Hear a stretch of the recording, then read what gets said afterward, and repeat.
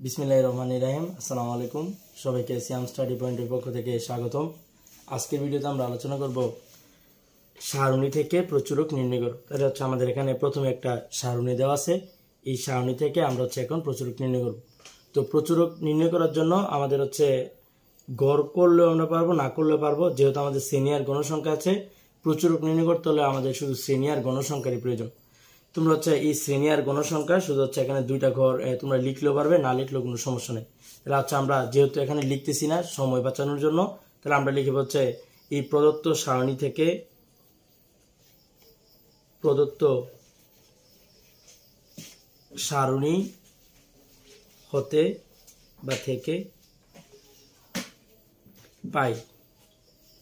তাহলে এখানে এই প্রচুরক নির্ণয় করতে হলে আমাদের প্রথম প্রচুরক শ্রেণী নির্ণয় করতে হবে। তাহলে প্রচুরক শ্রেণী নির্ণয় করার সিস্টেম যে এই গণসংখ্যার মধ্যে যার মানটা সবচেয়ে বড় এর উপরের শ্রেণীটি প্রচুরক শ্রেণী। তাহলে এই 6, 8, 13, 10, 8, 15 মধ্যে আমাদের 13 সবচেয়ে বড়।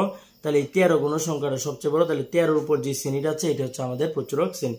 তাহলে আমরা এখানে লিখব যে এখানে গণসংখ্যা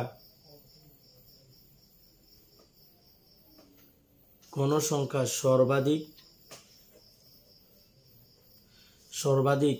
13 যা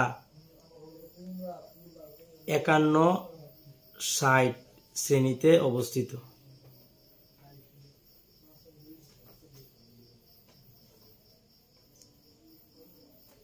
তাহলে এখানে গণসংখ্যা সর্বাধিক 13 যা 51, 60 শ্রেণীতে অবস্থিত। সুতরাং প্রচুরক শ্রেণী 51 থেকে 60।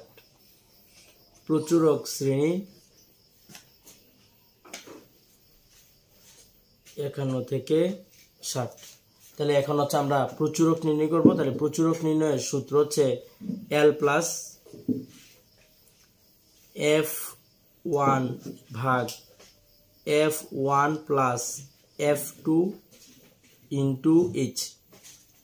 তাহলে এই L প্রচুরক শ্রেণীর নিম্ন সীমা। তাহলে আমাদের প্রচুরক শ্রেণীর নিম্ন সীমা 51। তাহলে আমরা এখানে মান বসাবো।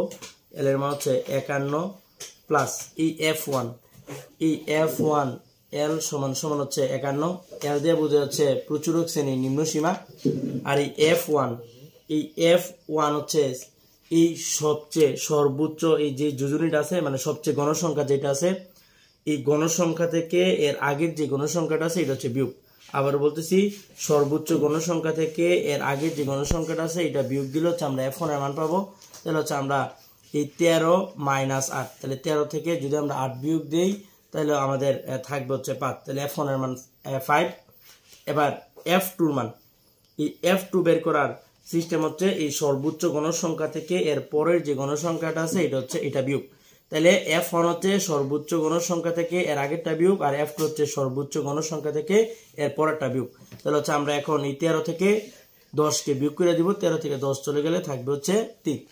তাহলে এবার আছে H শ্রেণী ব্যবধান। শ্রেণী ব্যবধান 31 থেকে 40 10 করে। তাহলে আমরা লিখে দিলাম 10।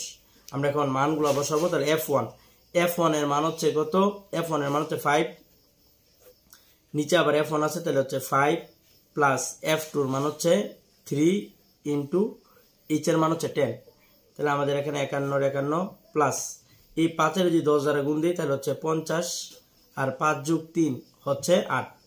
তাহলে আমাদের এখানে আবার ক্যালকুলেশন করব, ক্যালকুলেটর। এখানে 51 যোগ আমরা যদি 50 কে 8 দ্বারা ভাগ দেই তাহলে আমাদের মান আসবে 50 ভাগ 8 6.25। তাহলে 6.25। তাহলে 51 সাথে যদি আমরা 6.25 যোগ করি তাহলে 57.25। তাহলে এই আমাদের এই প্রচুরক নির্ণয়, আর আমাদের এই আনসার এত। তাহলে আশা করছি তোমরা সহজে এই প্রচুরক নির্ণয় বুঝতে পেরেছো।